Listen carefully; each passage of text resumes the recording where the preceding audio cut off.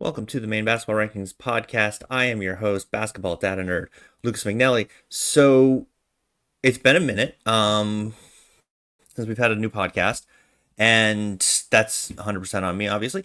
But we're gonna do something a little bit different this time. Instead of a normal podcast, I went on the other day my oldest and dearest friend Ben Kennedy's podcast Pucks from Pine Tree to talk about Cooper Flagg because around the draft everybody's talking about Cooper Flagg, and so he wanted to talk to his hockey centric audience about the Maine high school basketball scene, a bunch of different stuff like that. So I went on and we had a great conversation about Cooper, about youth sports, about a bunch of different stuff. We talked some movies.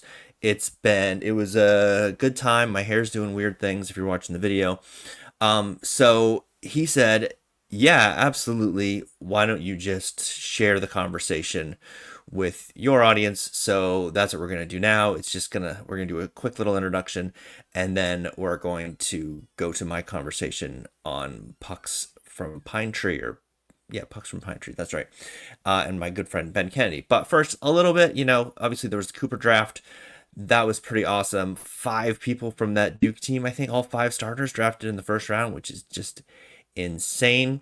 I still think Dallas isn't a great fit, but it is what it is. I hope they get some better uniforms, because if we're going to be seeing them all over the Expo and the Civic Center, we need some better uniforms for whoever's in charge of Dallas, whoever that is. But anyway, it was just so very cool to see all this Maine stuff, and I wanted to, like, just a pet peeve of mine. So I'm listening to the Zach Lowe podcast, and obviously Zach Lowe is the best. He's awesome. And he started complaining about the Maine thing. It's like, oh, we get it. He's from Maine. He's from Maine. He's from Maine. And I think what people don't get, and I talked about this a little bit on Ben's podcast, is that Maine is just different.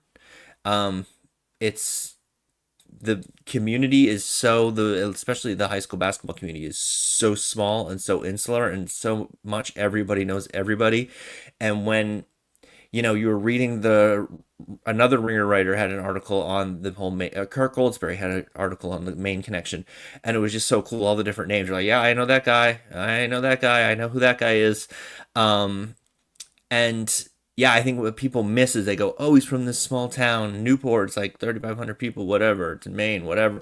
They don't get that this represents the entire state, not just this one town. It represents, Eastport, and it represents Orono and all these other places where high school basketball is so important to the culture. So I just wanted to say that. Also, this weekend is the 4th of July weekend, so don't do anything stupid. Don't blow off your shooting hand with a grenade or anything dumb like that, because I promise you your coach will be pissed. And if you have some time and you can stand a gym with no air conditioning, there's lots of high school stuff being played all over the state. There's the Coney League. There's just stuff everywhere. So if you can, go out and catch a game. And without anything else to go over, let's go to my conversation with. What is happening, everybody? Happy Sunday and welcome into this episode of Pucks from the Pine Tree Pod. I'm your host, Benjamin Kennedy. Thank you so much for tuning in today. We've had such a busy weekend in the NHL, and guess what? I'm not going to talk about any of it today. But not to worry, I'll be back tomorrow with what I'll call a night before Christmas pod as we get set for NHL free agency. And again on Tuesday to break down all the happenings from day one of the fiscal year, the new fiscal year for the league. And on Thursday, I think I'm safe to announce this now, I will be welcoming in from the Bruins Die Hard podcast, Court Lalonde. So we'll be breaking down all the Bruins draft news from the weekend and the first few days of free agency for our beloved Boston Bruins. But today, I'm absolutely delighted to welcome in my dear friend, director of movies and savant of all things concerning Maine high school sports, host of the Maine Basketball Rankings Report, our podcast, Lucas McNelly. How are you, my old friend? Oh, I'm, living the dream. I'm waiting for Luke Cornett free agency news, so you guys start on the same day the NBA does? Is that what I'm getting? Just kind of, I sort think of, it's yeah. something like It's all that. like within this first couple, like first few Okay. days of each other, I I'm think. very Yeah. stressed out about Luke Cornett free agency, and yeah, and Al Horford too, I guess. Old man, old man. That's awesome. That's awesome. Yeah, it all does kind of run concurrently, kind of within the same season for sure. And I will apologize right now that of all the guests you've had on this show, I'm sure I know the least about hockey. I Yeah, know almost nothing. that's why we're not going to talk hockey today. All right, great, We've great. got a well, I mean, we'll have a hockey element, everybody. So don't worry. We will Yeah. we'll Is rope Jeremy in. Roenick still in the league? He's good. I know Jeremy Uh, Roenick's good. he's good. He's good. NHL '94. NHL 94, baby. Yeah, that was great. He made an appearance during the draft. He made one of the Blackhawk picks on I think on Friday night, so it's kind of cool to see him out there. But Cool. no, he's been retired for a good Okay. bit, but we all miss him. Even us non-Chicago fans miss him. But so, how's the summer going? And are you ready to send the kids back to school already? Oh, absolutely. Yeah. Well, only one of them goes to school now, so that's something. And Reese, who is going to be in the third grade, Wow. we're very much ready for him to go back to school. Like, oh Uh, my gosh. how is he in third grade already? That's I don't know. ridiculous. That's ridiculous. I don't know. Uh, He's all attitude. Yeah, yeah, no, it sounds about right. That's good. That's good. Well, I just, I mean, both fathers to young boys, I'm embracing every season of it. And I just, Sundays, as I've shared before, kind of difficult for me. I had to send him back to to mama's. So happy to have a little distraction tonight here from that. But yeah, well, good, good. Well, hopefully the attitude will come down a little bit and throw him in the lake a few times and cool him Yeah. off. And that Yeah. might help. Well, good. Good, Yeah. good. We're trying to Well, see if we can. I'm trying to figure out if he can go to F1 yet. oh, He's old enough for that. the movie, yes, yeah, yeah. See, you're way up on movies. I am during hockey season. I don't follow anything but hockey, so I am in that season where I'll definitely be looking for some good movie recommendations. But Cool. before we dive into the main high school sports scene, really the topic of our discussion today, what are your thoughts on the recent Celtics trades? I mean, they're not fun, but it's kind of the thing where they had to be done. They had to get out of the second apron because the second apron is ridiculous. And with Tatum's Achilles injury, chances are next year is a little bit of a lost year. So it was a good time. It was a good cloud cover, really, to get under the thing and get under the second apron. And I think they did pretty well in the trades. They got some stuff back. They didn't have to give up any first round picks to get off any of those salaries. And if they can hang on to White and Brown and Tatum somewhere near his previous levels, then they should be in pretty good shape. And next year is just going to be a lot of Peyton Pritchard, and that's always Yeah. fun. Yeah. Now, the guy they picked up from Portland, I was seeing some rumors, and I know don't always trust what the internet tells you that they're already looking to maybe move him off to save some money. Is that in the works? Peyton Pritchard? No, the kid they Oh, picked up sorry. from Portland. Yeah, he could be on the move. I bet it's 50-50 that he ever plays a game for the Celtics Wow. because he doesn't defend. So there's that. So I don't know how well he fits. He does shoot a ton of threes, so Missoula will like that, but he doesn't guard anybody. So Hmm. it's a little bit of a step back. He's definitely no Drew Holiday.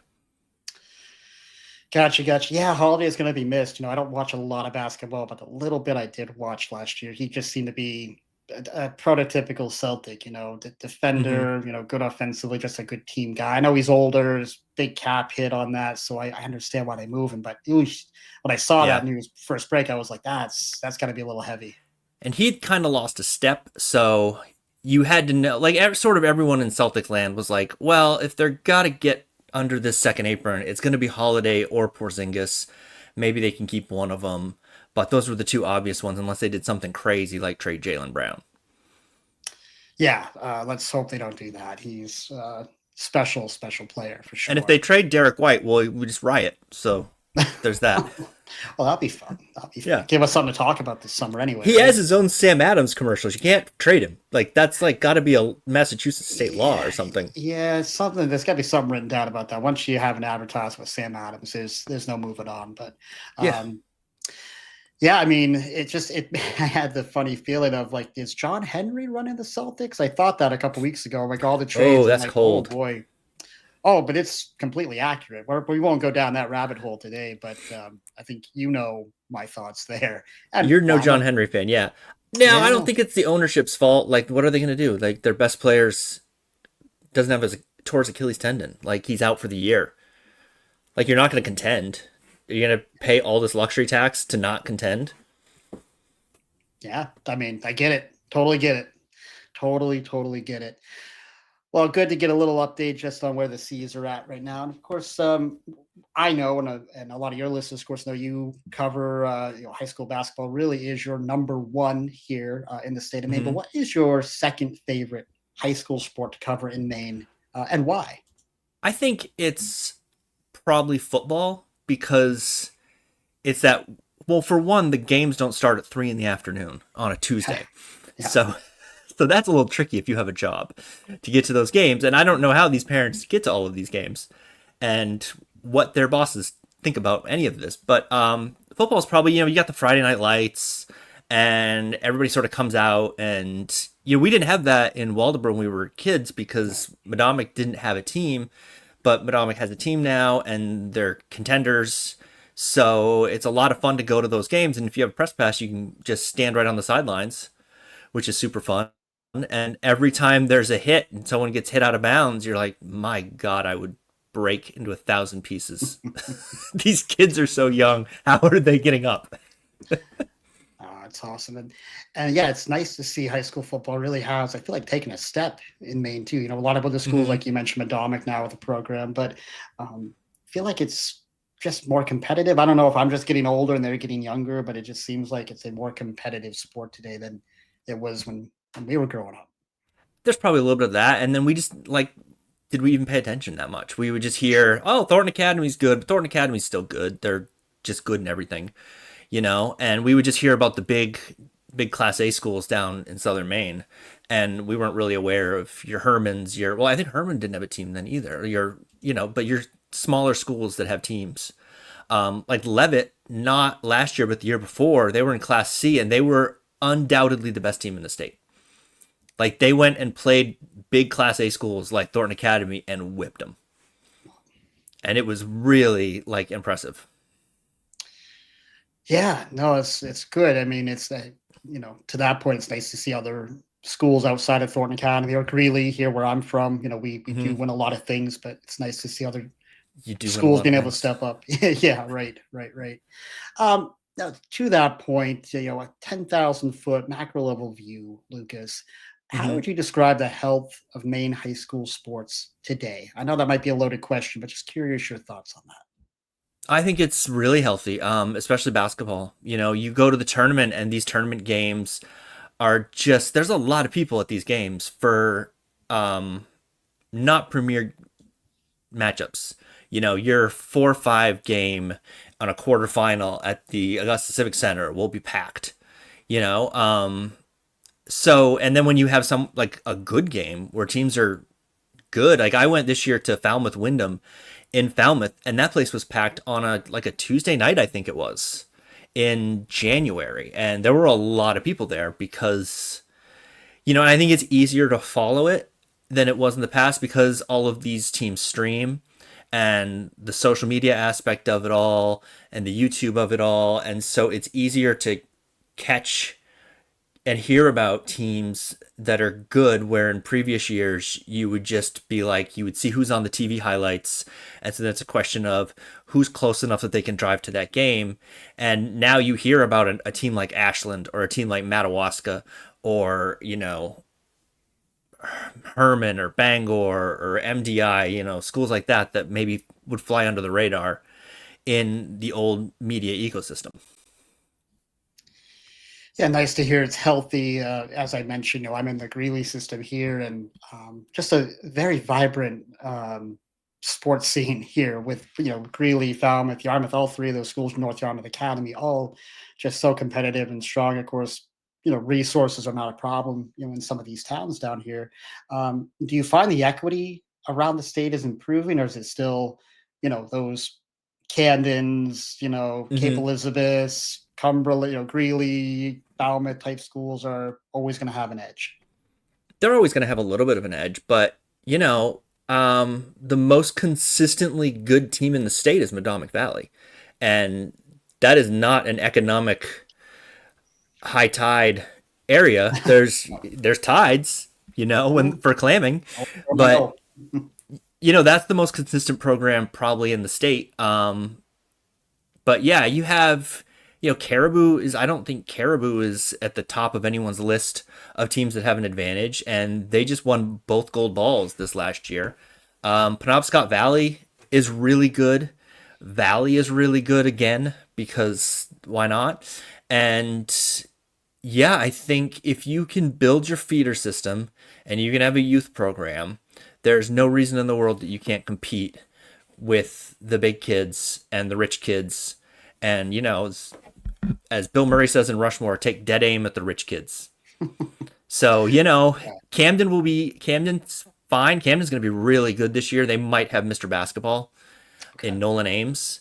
Mhm. But they were down for 4 or 5 years, and now they're back. Nice, nice. Yeah, and I mean, I like that point too. All starts with those youth programs, not just the junior high and middle school, but the little guys. Guys, my kiddo's age and your kiddo's age, right? We just had our first winter basketball for the little guys this Nice. past winter, and Brent was part of it. Just 4 weeks, just 45 minutes on a Saturday with the varsity coach at Greeley, and they did such a great job. I mean, they basically just made them run, and to take a few shots here and there.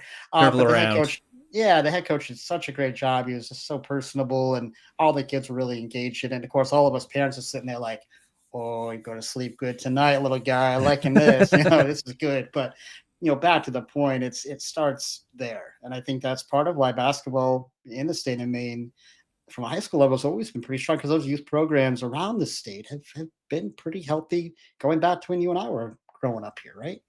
Yeah, yeah. I mean, that program when we were growing up, we would go to all this summer stuff, and it's still going, and it's still run by the varsity head coach.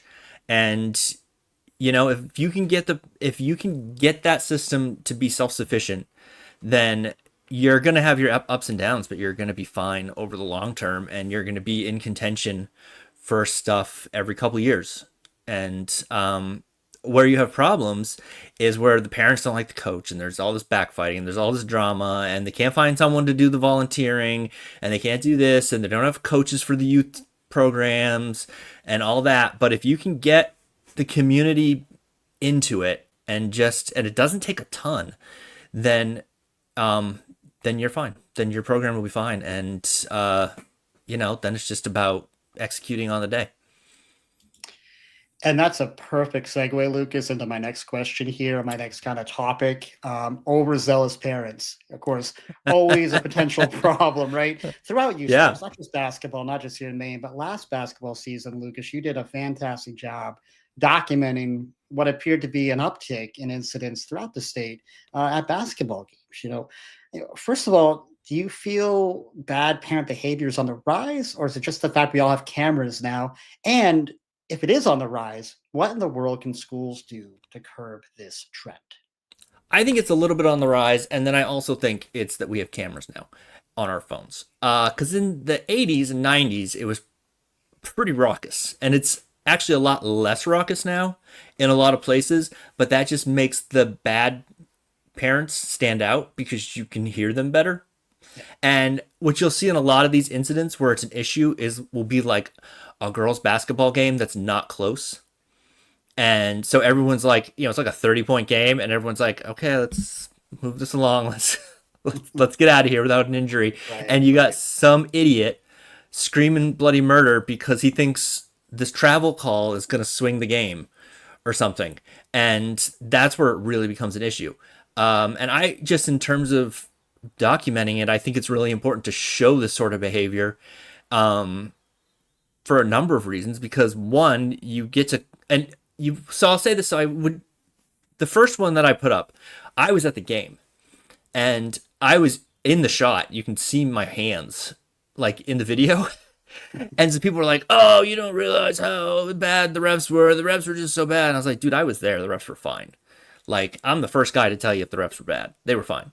And a lot of people then say, oh, you got to take that down. This poor guy, he's getting harassed and people are yelling at him. And I'm like, well, then don't be an idiot at a high school basketball game. Like, Spotlight is the great disinfectant for these Yeah. things.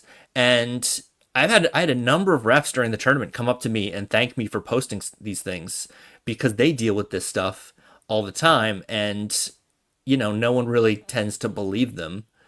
And it's also really great for your social media numbers. So, I'm so there's sure that. we all like seeing those, parents gone bad, videos are all out there. And Oh, yeah, people love the videos. and I have zero sympathy for someone's, oh, take the video down. This poor guy, like you said, be better. Be Yeah, better. That's your kid out there. That's your child out there. How embarrassing for the kids. And I do have a story about that, talking about girls basketball. And my sister's going to hate me for bringing this up, but my older sister did perfect. play one season of freshman basketball at Madomic Valley, and of course, a pretty good sized gym. It's a And loud it's gym too. loud gym. It's freshman high school game. So there's 12 people in the stands, Hmm. probably. My grandmother, Christine, was one of them. I And can see where this she is going just, already. oh my goodness, Lucas. And I'm there with my mom, and I can't remember if my dad was there. And my grandmother, this little old lady, just goes on this like just cursed laced rant as loud as she had a booming voice when she Oh wanted yeah. to. And at one point, because it's Waldoboro, and if you're not from Waldoboro, everybody knows everybody and everybody's related to everybody. It's part of why I moved out of there. So I mean, the coaches are trying to calm her down. My mother is just embarrassed. My poor sister's out there, at the foul line, just beat red in the face, just kind of distraught. I was just like in awe of what I was watching. And I got such a kick out of it. The ref turns around and says, Christine, if you don't calm down, we're getting the cops to get you hauled out of here. The fact the ref knew her first name, I was like, that's Waldoboro right there, man. That is Yeah. quintessential Waldoboro. I've I don't seen think a she. I've seen a Go ahead. number of coaches turn around and yell at their own fans. Yeah. They're like, "Will you shut up? You're not Yeah. helping." No, You know where it's the sport where it's the worst though is field hockey. Field hockey has really. because no one knows the rules of field Oh, hockey okay. Gotcha. because they're very confusing. And because Mhm. Lucy, my stepdaughter, was a field hockey goalie for like 3 years, and I went to a bunch of games, and I still don't know all the rules. And I'm Sure. like a pretty smart guy who knows the rules of things and figures these things out pretty quickly. And I'm like, I have no idea why they're blowing a whistle here. So you'd have parents screaming at the ref, like, "How can you make that blah, blah, blah?" And then they'll turn to the person next to them, like, "What is the rule there?" Yeah. Yeah. Might want to be informed before you start losing your mind Yeah, at an official, right? Yeah. yeah. Oh boy, it's and I have no doubt as the season gets started again, you're gonna have plenty more content around this Oh, I hope topic. so.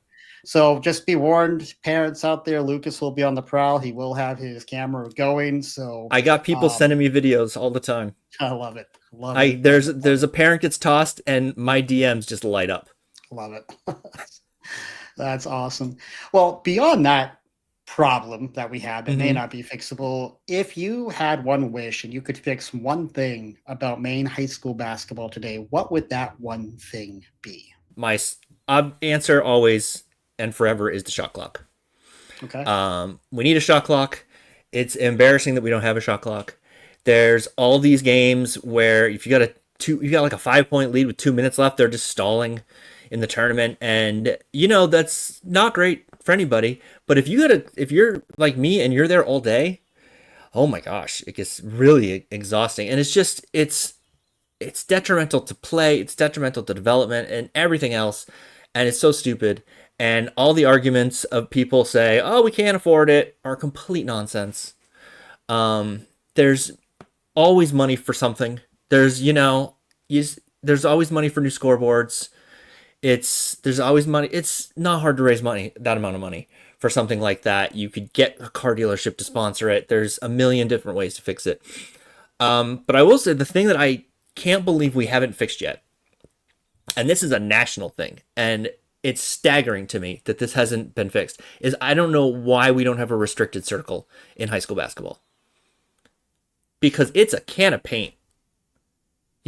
and it's a safety thing, and it just gets there's so many block charge calls where the kid's right under the basket and you move them out whatever however many feet it is, 5 feet, whatever. It's you're gonna have fewer guys, fewer collisions, fewer dangerous plays, and it's the easiest fix in the world, and I can't for the life of me figure out why it's not been implemented yet. Because you had that in college, all levels Mm-hmm. of college, right? Yeah, of course, you Yep. had it in the NBA, Mm-hmm. WNBA. Yeah. Yeah, that's a and one I hadn't thought of, but that's odd. That's weird. And it's a safety thing. It's Mm. such it's like where the most injuries happen probably, and it's an easy fix. I mean, they took away the 1-and-1 for free throws for injury concerns, and have you ever seen someone get injured on the rebounding of a free throw like in your No, life? no, Like no. I couldn't believe that one. That's a terrible rule. So, what is the pushback on the shot clock? Going back to that one for a second, Money. just money. Just money. Money, Hmm. and people want to go back to 1950, you know? And those are really the two arguments. People think they can't afford it, or they think they won't be able to find someone, or they're like, oh, they're just gonna be chucking the ball at the basket and, rushing up and down the floor. And they won't. They'll they'll adapt really quickly. Every time it's tried, the players adapt really quickly. They did it at a Christmas tournament at the Civic Center one year, and it took the players like 3 minutes to figure it out, and it took the officials most of the day, and Yeah, the people running the board most of the day, but they figured it out. sure. It's not, because it's not that hard for the players. They watch basketball with the shot clock. They get it. Yeah, they get it. And any of these kids going on to college, I mean, they're gonna have to adjust to it then anyway. And I can't imagine. I mean, I don't know if you have this number. I didn't prep you with this question, but throughout the country, how many states don't have a shot clock? I think it's, oh, I looked at this the other day because Wyoming just voted it down. I want to say it's 35 ish, somewhere in there that have it. Oh, that So have it. that have Okay. it, yeah. I have a great solution that they'll never do, but would 100% fix the problem. Okay, so you say, okay, because the tournament sites all have a shot clock already, Of right? course. So you say, look, we're going to have in 2 years or 3 years or whatever it is, we're going to have the shot clock and we're going to turn it on for the tournament games. Now, if you would like to have a shot clock in your gym, great. If you don't want to have a shot clock in your gym, if you're Vinyl Haven and it's a legitimate financial concern, that's cool too. But it's going to be on for the tournament games. And Yeah. how many schools do you think would find the money almost immediately? I mean, the money's there to your point. Find a car dealership, find somebody locally to I bet sponsor it if 80% of money's the really there. schools, I bet 80% would have a shot clock without breaking a Yeah, sweat. I'm sure you're right. I'm And sure. especially the good programs, anyone with any sort of Oh, playoff aspirations, you'd be crazy not to have a shot clock. yeah. And there'd be I mean, someone in the community who would be like, "Hey, I got you." yeah, yeah. And I just think, again, I don't watch high school basketball like you do, but I remember some of those games where you just like, yeah, they're just playing keep away or they're just holding on to the ball. And that's not the spirit of the game, and No, it's part of the rules, so you can get away with it right now. But I would much prefer the kids going up and down and chucking the ball up there. I mean, I know they won't do that yeah, either, but that'd be more exciting than what we often see out there, right? yeah. You see people sometimes that go, "Well, you just play defense, and then they can't stall if you play great defense." No, not really. That's you know, it's pretty hard to steal the ball from a weave or a four Yeah. corners or something like that. It's pretty hard to steal the ball if they're not playing basketball. If they're just holding on, if they got it tucked under their arm or something, and their only goal is to play keep away. Yeah, and that's now we're talking a whole different sport, right? That's Yeah, just not in the spirit of the sport. and it's boring. Interesting. Yeah. Yes. Yes. Not good for TV. Not good for TV. Yeah, Much like like our geez, Boston Bruins were not good for TV this year, so is high school that was rough. basketball without a shot clock. Yeah, well, it's the truth. It's just the truth. I am a truth sayer here on this channel, so I That's can't deny important. You that. got to be a true sayer. Yeah. Well, getting to our kind of main topic du jour today, Cooper Flagg, of course, his draft potential, it's been anticipated for a few years now. Post draft, though, Lucas, we sit back.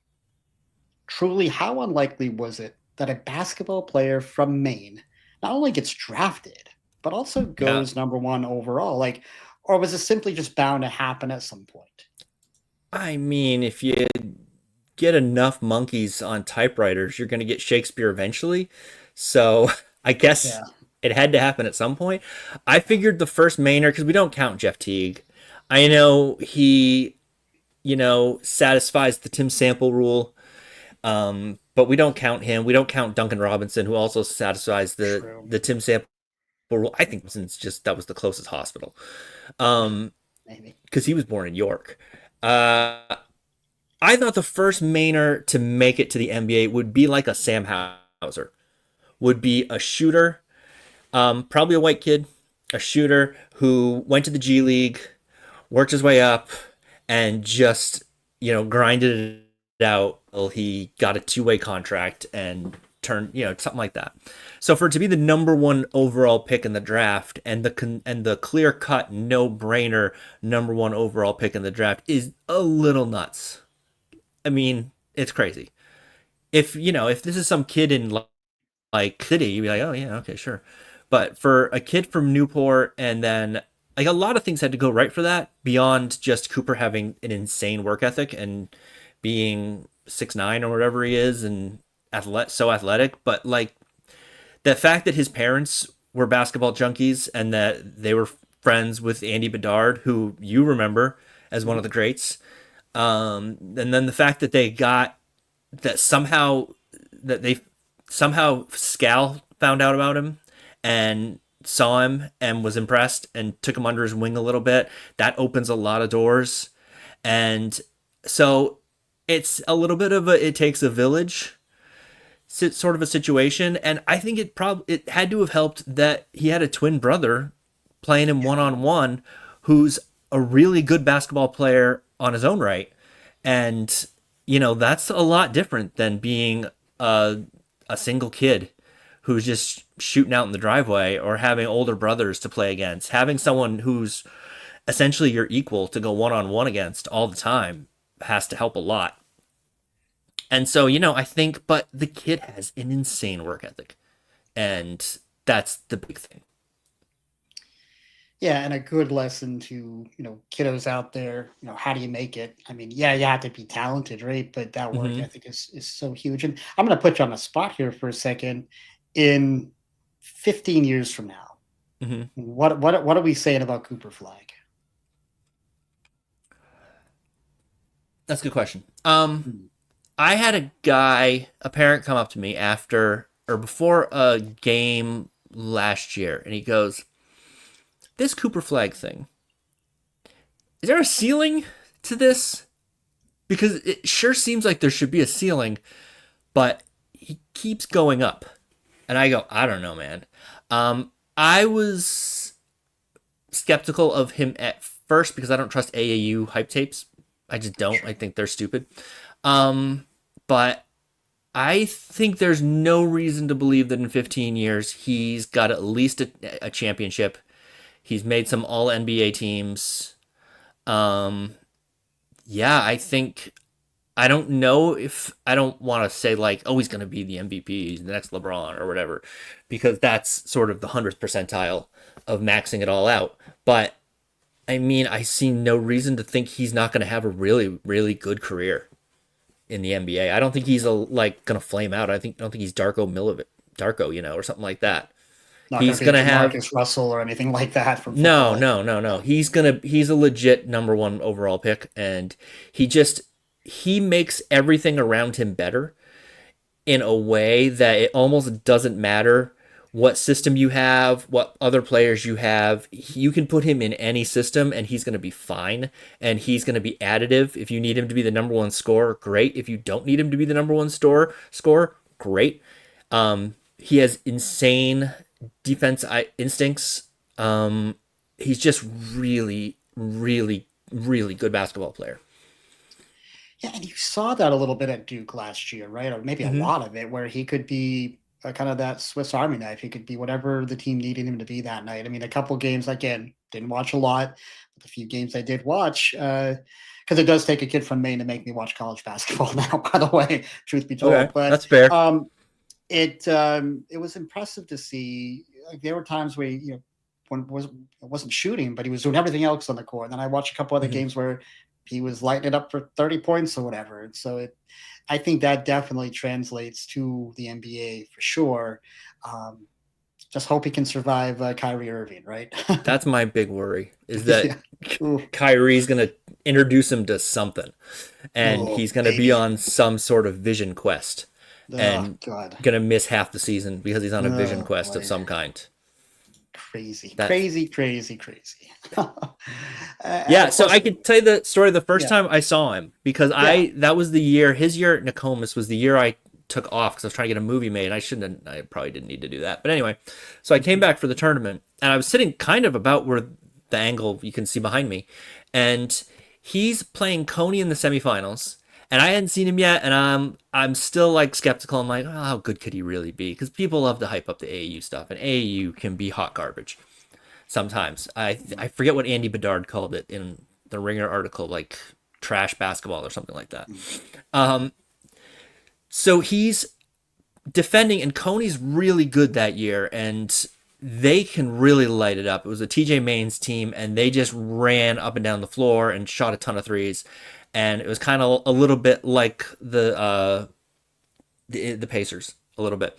So he's Cooper's on defending a 3 point shooter, defending, I believe it was Luke Briggs, who's got a quick trigger. So they pass the ball from half court to Briggs. Cooper runs for it to try to intercept the pass, misses it, and so his momentum is taking him towards half court.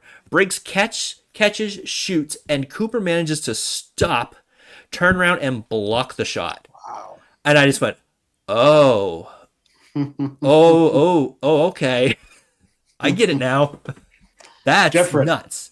That's Yeah, different. that's Yeah, that you don't ever see that. And then I was just like, okay, I that's all I need. I'm in. yeah, And he's improved constantly since then. At that yeah. point he was, his handle wasn't great and his shot wasn't great. And then like you just looking at him at Duke, like every you if you you know looked watched every like fifth game, you'd be like, isn't he or is he better than he was last time I saw him? Is the handle's a little better, I think, than it was 2 weeks ago. I mean, it's just that sort of stuff. Yeah.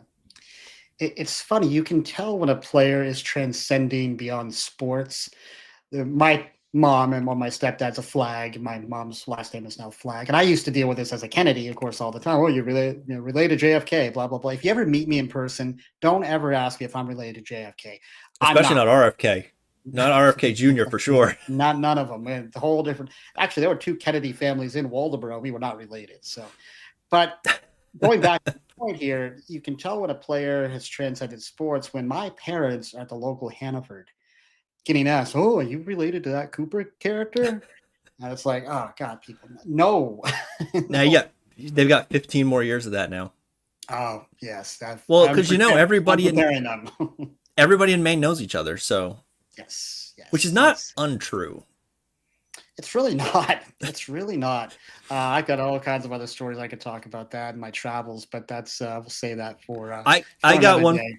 I got one for you. All right. So, All right. in college, I had this friend, and he was a bit of a smartass, just like that sort of sarcastic, dry sense of humor guy. Okay, so he goes to Israel for some reason. I have no idea why he goes to Israel, but he goes to Israel over the summer or something, and he meets this guy from Maine, right? And so he does what the smart ass guy does in that situation. He's like, "Oh, you're from Maine. You must know Lucas McNelly."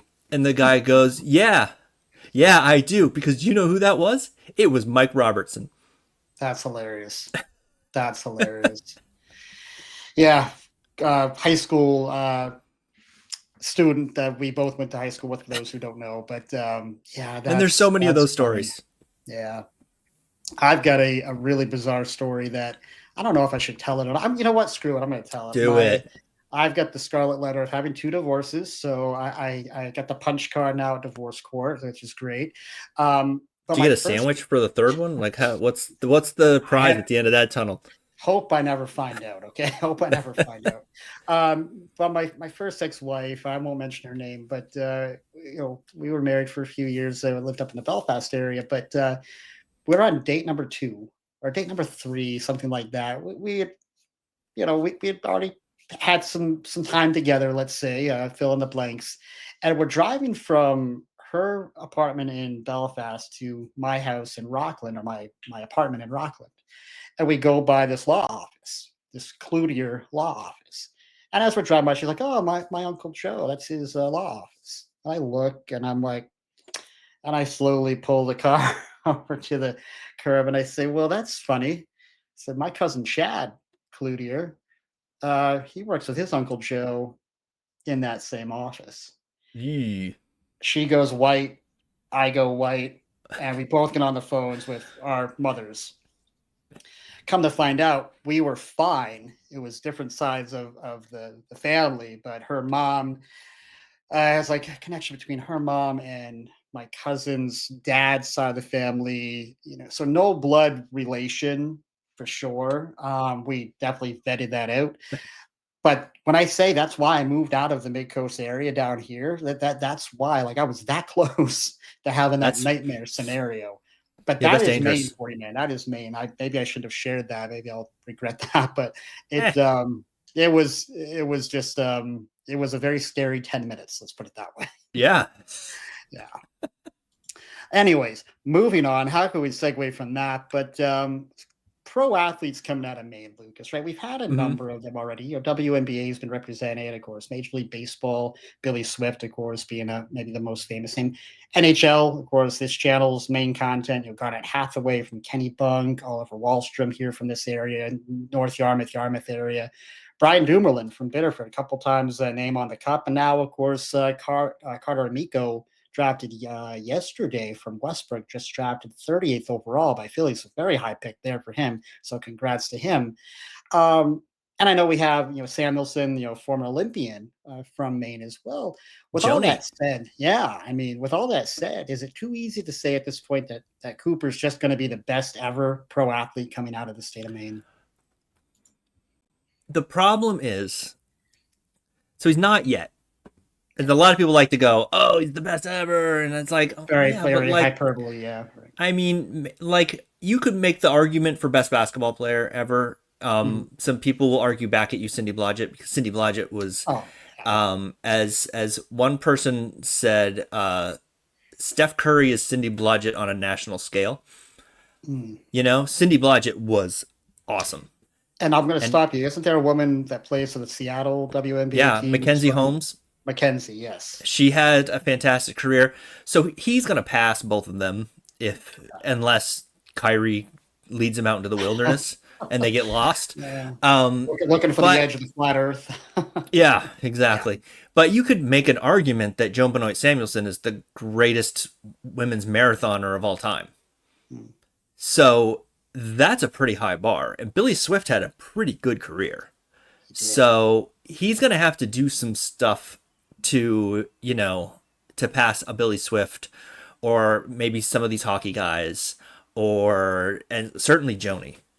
I mean, she holds, I don't know how many marathon records. Won Boston, won the Olympics, has like the record for the fastest marathon at 50 years old, stuff like that. Oh, I almost got that fly. So I mean, there's quite a few really good. Ben True is another Mainer who's an excellent distance runner. He's one of the Okay. top 10K runners in the country. So there's some competition, but I think he's gonna within probably 2 years he'll have the basketball title sewn up. Yeah. I mean, I put Brian Dumoulin up there. He's played, I think, almost 800 games in the NHL, two Stanley Cups, of course, those years with Sidney Crosby in Pittsburgh. So, very stout defenseman. Doesn't get all the accolades because he's, not a scorer, right? He's a more of a blue Mm-hmm. line type guy, but he may be, I don't know, hockey guys could probably tell me better, but he might be the best, maybe, to come out of Maine in terms of the hockey world. Isn't But there a hockey guy who played with Ronick on that? I seem to remember on the the name Chicago team, from the video game. And then I saw his name oh, mentioned recently, like Weinrich or something. maybe I'd have to look it up. Yeah, I'd have to look that one up.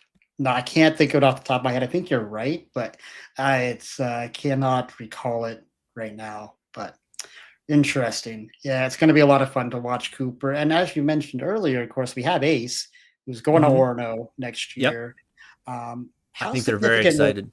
yeah, how significant will his presence be for that UMaine Black Bears program? Um, that's a good question. It's gonna be marketing wise, it's gonna be huge for them because it's gonna give them a spotlight in a way that they haven't had a spotlight in a very long time. Just because he's Ace Flag and he's Cooper's brother, and we remember him from the Nokomis team and the Maine United teams and all of that.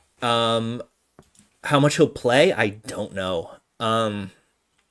I haven't seen Ace play in a couple years, so I don't really know where his game is, what level his game is at. I assume he's going to be useful to them, though. Hmm. I mean, I think he'll get minutes. The question is how many, and the other question is, can they finally make the tournament? Oh, they've been close a couple times recently too, haven't they? Yep, you're back. All right, I'm back. Good. All right, Um, yeah, I mean they've been close to the tournament a couple times, right? The past, like was it they last year were they at were the close? regional final or the conference championship game. Sorry, the conference championship Gotcha, game last year. gotcha. Well, interesting. Yeah, it's going to be interesting to see him up there, see what impact he makes, and is he an NBA prospect? Do you think at all, or I don't we don't know? know if he's a prospect. Could he play in Gotcha. the NBA? Maybe. I don't think he's Ozzy Canseco in Yeah, that he's, just sort of the guy you bring along because the brother's on the team. yeah. I mean, he's a legitimate basketball player. He played really well. Last time I think I saw him was the Maine United Peach Jam tournament, and he was really good in that. Nice. It just got overshadowed by the fact that Cooper was averaging a triple double or Yeah, I whatever. mean it's hard to live up to that, but yeah, it'd be definitely worth checking out, worth watching as we get into this next year. So I'm going to turn a little bit here now, Lucas. Turn All to right. hockey for just a moment. Okay. People in Southern California still discuss the impact that Wayne Gretzky had when traded to the LA Kings. Before I then, yes, remember that. yeah, I mean, it was a big deal, and hockey at the time it was fine, it was being followed, but once Wayne arrived, he attracted so many kids to the sport. He sort of single-handedly created an ice hockey kind of youth movement in SoCal. Now, listen, I'm not going to compare Cooper Flag to Wayne, right? That would be just kind of a silly thing to do. Yeah. But Flag's significant on Maine high school basketball will absolutely be felt, right? Oh, it's huge. Yeah. Yeah. Yeah. It's the youth numbers are, I assume, they're exploding because I mean they had that game where they came back and played at the hockey rink Hmm. in Portland and it sold out like instantly, and then they added another game at the Expo and that sold out instantly, and there were so many kids there, and there were so many kids in like Duke jerseys at tournament games this year. And you know part of that is just the excitement of the kid from Maine, blah blah blah.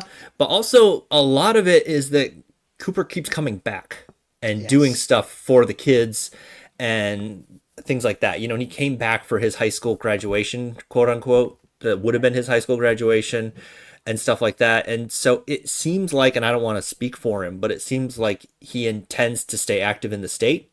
And if he stays active in the state, then that's going to do a lot for the youth programs, not just at Nokomis, but sort of statewide. Yeah. And more to that question, kind of a follow-up, we think about, scouts. I mean, the little bit of time I spent, the very little bit of time I spent in scouting, I realized that a lot of scouts like to have like associate scouts coming up to these far off places like Maine, where they just don't have time to kind of focus. Do we expect Cooper's impact to transcend beyond basketball? And do you think that just the fact he came out of Maine will attract more scouts to maybe spend a little bit more time up here throughout all sports? Maybe. They won't laugh when someone says, I heard about this kid from Maine who's pretty Yeah. good, but for basketball, they'll probably see him at an AAU thing. And, that might be in Boston or whatever. So they wouldn't have to travel as far. But it's going back to stuff being streaming. That's going to make it a lot easier for kids to get found in, whereas before, like when my uncle played, I don't think there were a lot of scouts college or whatever, driving up to Bath to watch him play. I just don't think that was a thing back in 1960, whatever, in the way that it is now, where they can just sort of watch some highlight clips of a kid and go on Instagram and go, oh, okay, that's interesting. And then watch a couple games streaming, something like that. And then be like, well, all right, maybe now I'll go up to Bath. Yeah, yeah, yeah. It's nice. I think you said it correctly there too. Like people aren't going to laugh or scoff at you when you say, "Oh, this kid from Maine," because Mm-hmm. hey, not just Cooper, but not to be outshadowed, overshadowed. Amico being drafted this weekend too, 38th overall in the NHL draft. That's That's not pretty nothing. darn high to a Philly team that's has a lot of roots here from the old Maine Mariner days. So Yeah. And I yeah, think part of it is that I have this idea that I'm workshopping, that I think Maine has a stronger brand than people realize. Because if you hear somebody says, "Oh, I went to New Hampshire," they go, "Okay." And if you hear someone say, "Oh, I went to Maine," they go, "Oh." It's different because yeah, it's up here in the corner, and because it's vacation land and it's moose and lobster. I think Maine as a state has more cachet than people realize. And then I was listening to Zach Lowe's podcast, and he was complaining about like all this Maine stuff. Like, Maine, we get it, we get it, we get it. He went to Maine. He's from Maine. He's from Maine. He's from Maine. And I don't think he realizes that Maine is not that he is from this small town in the middle of nowhere. It's that he's from this small town that's part of basically a state that's one small town, and he's got the entire state behind him. no, It's not just the 3,500 people from Newport or whatever. It's every basketball fan in the entire state of Maine is 100% behind him. And you can't say that about any other state or any other area, even a city. yeah, Wouldn't be like, I used to live in Pittsburgh and nobody cared. No one was like, oh, this kid from Pittsburgh is going to play football. And people go, cool. Another one, like no one, you didn't have like all of even Beaver County wasn't behind Ty Law when he played for the Patriots. yeah. You know, I like mean, they that were like, may yeah, have been something to do with him playing for the Patriots. Like we can get into that. right, but like Cooper could have gone to the Lakers and we Sure. would have all hated it, but we would have all cheered Uh, for him. yeah, not We'd have been stop like, our support. Yeah. we've been like, get out of there as quickly as you can, Yeah. please. I mean, yeah, I mean, to your point, there's a plethora of riches, talk about Western Yeah, PA and football, Ontario or Quebec for hockey. Like, throw a dart and there's a hockey player from whatever small town in Quebec that's in the NHL today. Um, but not the case here, right? yeah, and because he's the only one, and because Maine is like obsessed with basketball to a degree that people don't realize Mhm, outside of the state. Like it's like a Indiana of the Northeast mhm, in a lot of ways with high school basketball. Um, that's he's got it's this thing where there's everyone, people in Caribou, people in Presque Isle, people in Eastport, like Portland. They're all like, yeah, Cooper, 100% in. right, right. And going back to your point too about just how kind of unique Maine is. Like we also forget that the Sports Business Journal, and we're not talking high school now, but the Sports Business Journal last season ranked Portland as the number one minor league city in the country. I saw it. Dexter Yeah, that's Payne, right. actually, Dexter Payne broke that news on this channel, which thank you, Dexter. That was lovely. But I'm not sure he was supposed to. I don't even think it was out yet. But he was like, I'm not sure if I should say this, but he did. He did. So, but it's Maine's kind of have it cooking a little bit in some ways. Look how Hearts of Pine is doing. That Like home run, they're home run. crushing it. Yeah, Yeah. yeah. I I'm haven't I'm been to thinking a of getting game. yeah, Go I want ahead. to go to a game. I'm thinking of getting a kit. Do they call it a kit? I don't know, season pass or something. I'm not No, sure what like they the call it. jersey. I think the jersey is called a Oh, kit. don't know. I'm not Something like speaking my that. language, so I don't Yeah, know. I don't know. I But know it's 1-0 and everybody's happy. I mean it's yeah, but I no, need more scoring in my sports. I don't live very far from there. I definitely need to check out a game. Haven't been able to get to one yet, but a wild, wild success so far. So that's Yeah. great to I see. mean the Sea Dogs are doing great. The Uh-huh. main Celtics are doing great. Yeah. I makes sense. Yeah. And listen, the Mariners. I mean, despite the year they had, they increase their attendance big time. One of their best attendance seasons of all year. Cool. Adam Goldberg, the CEO, was just named the Executive of the Year in the ECHL. So, despite the fact they didn't make the playoffs, a lot of other successes around the team having good building blocks. So, yeah, there's a lot of good energy right now, and I think Cooper, in his own right, is a big part of that.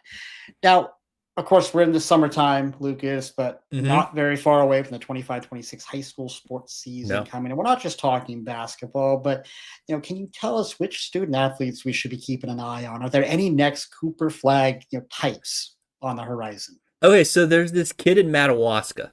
Speaking of being from the middle of nowhere, Quinn Pelletier, Okay. who was an eighth grader last year, and because Madawaska is so small, he got to play. He scored. I'm gonna say this number, and I might be wrong, but it's in the ballpark. I think it was 43 points in a regional final as an eighth grader. Hmm, So that's someone to keep an eye on. that's good. Um, yeah, that's really good. There's the younger Breen kid is Bailey Breen's younger sister. I think she's still at Montvert. She's was an eighth grader last year, I think. Yeah, she was an eighth grader last year and got injured and missed I believe the entire season. But she's really good. So there's some talent. Mr. Basketball might be Nolan Ames Okay. from Camden, who's super super fun.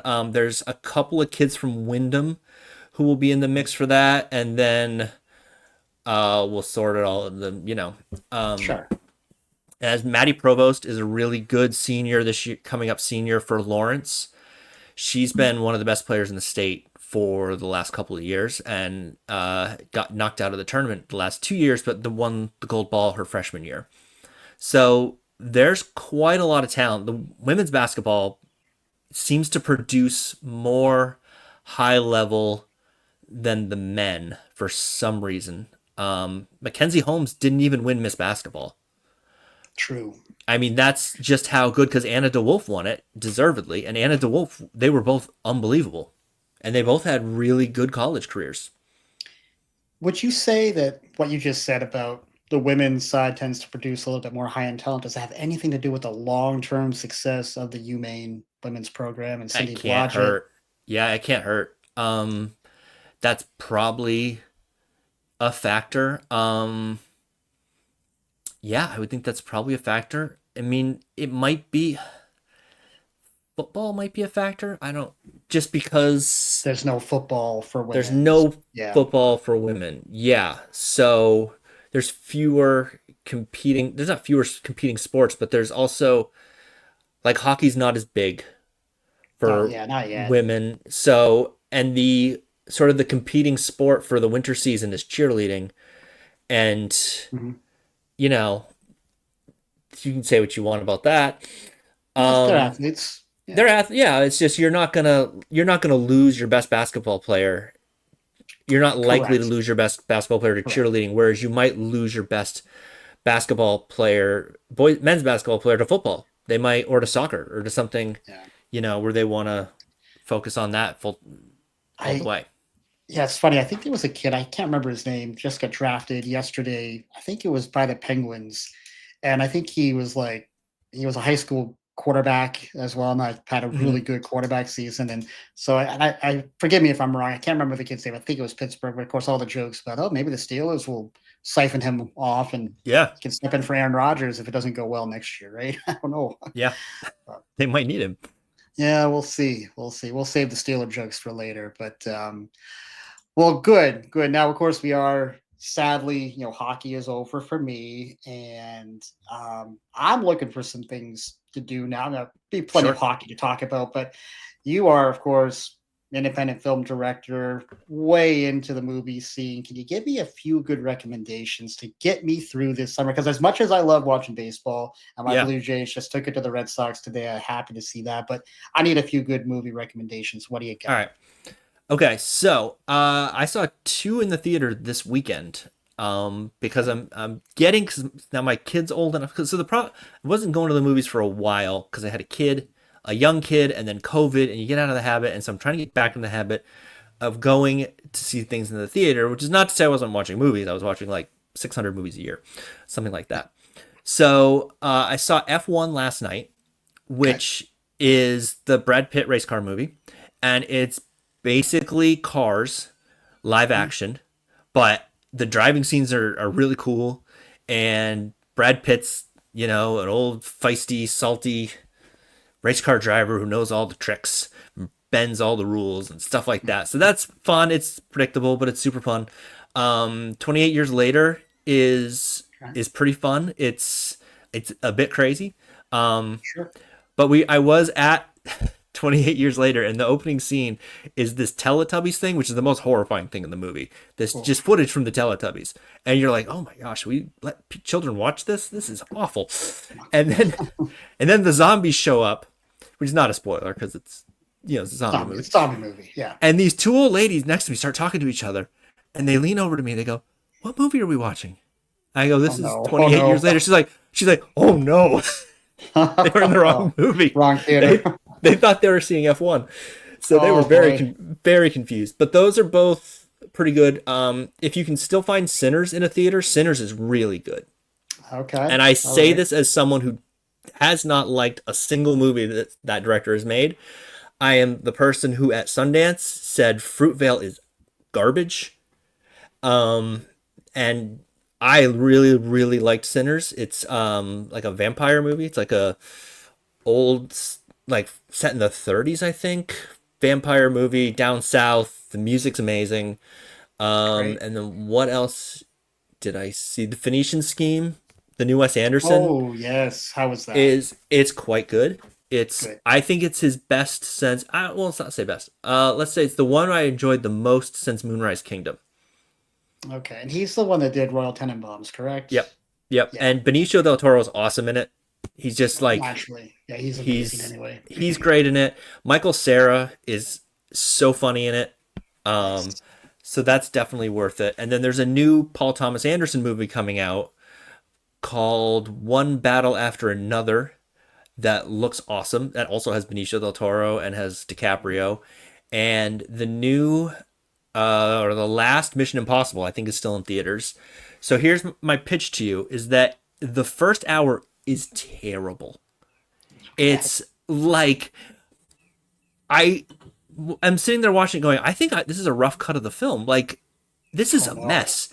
This is a disaster. But then they get to a submarine, and the submarine scene is pretty cool. All And right. then they get to this biplane thing at the end, and oh my god, it's you're just like worried that like Tom Cruise is actually dead, Oh and they just no. haven't told anybody yet because you're like, how is he doing this? Like, and I know how they're doing it, and I'm going, how? No, really, how are they doing this? This doesn't seem possible. And because he's Yes. fighting these guys on biplanes, and he's on the wings, and he's like fighting the pilots, and the pilots are trying to swerve to get him off, and he's just going. Oh my gosh, it's just so. The pitch to you is, you go to dinner first, Mhm. you know, you have a couple drinks, and then you're maybe not paying attention in the first hour of the movie, and Okay. then as you start to sober up, then it gets good, and then you're definitely going to get your money's worth, and you won't even care that the first hour was terrible.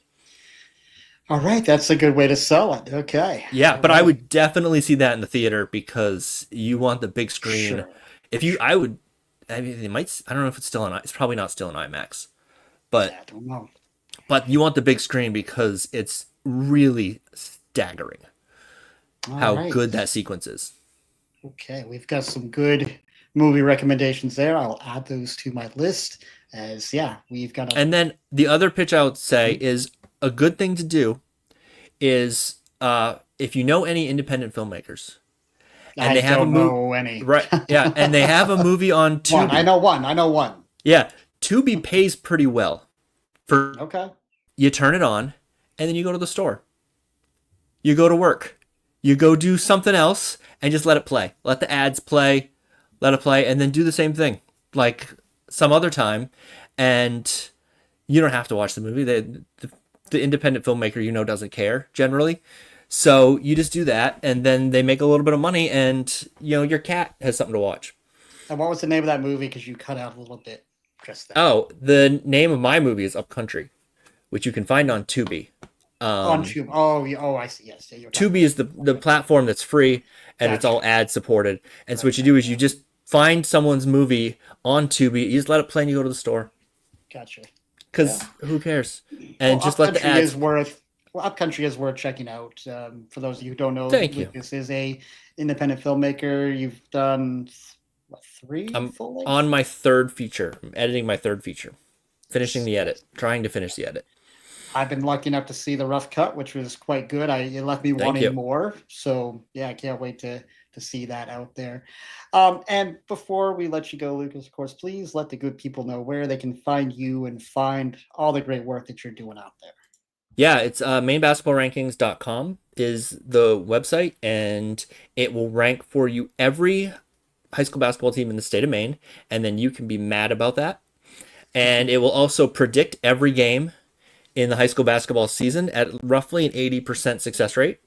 And then there's also football, the same thing for football, softball, baseball, and the soccers and lacrosse, and most of the heel point sports or the tournament sports, something like that, because you got to keep the people subscribed during the off season. So you know, and then there's the main basketball rankings podcast is wherever you do your podcasts, and then there's a Facebook page and all that.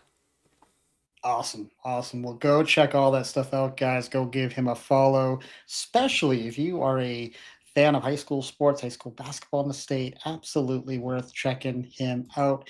Well, Lucas, thank you so much for the time today, for your insights today. I know a little different topic than what we usually do on this channel, but we absolutely appreciate that. My pleasure. And for everybody out there, thank you as always for watching and listening. If you do like what you're hearing here, please don't forget to hit that like and subscribe button down below. Absolutely helps the channel Wait, out. this one Appreciate it. Yeah, hit it over here. You hit the little somewhere. notification button as well. That will help you know when my posts are hitting, my new pods are hitting. And everybody, enjoy the rest of your Sunday night. And until next time, be kind, show love, and God bless. Okay, that's a show. Thank you, Ben, for having me on. And you should subscribe to Pucks from Pine Tree. It's on YouTube. It's on the places you get podcasts. Production of mainbasketballrankings.com. Yours for the most coverage in Maine high school basketball, Ashland to York, and everywhere in between. This podcast is available wherever you listen to podcasts and a bunch of places you don't. If you enjoy this, please leave a nice review because it really does help with algorithms. Tell your friends, tell your enemies. Thanks for listening.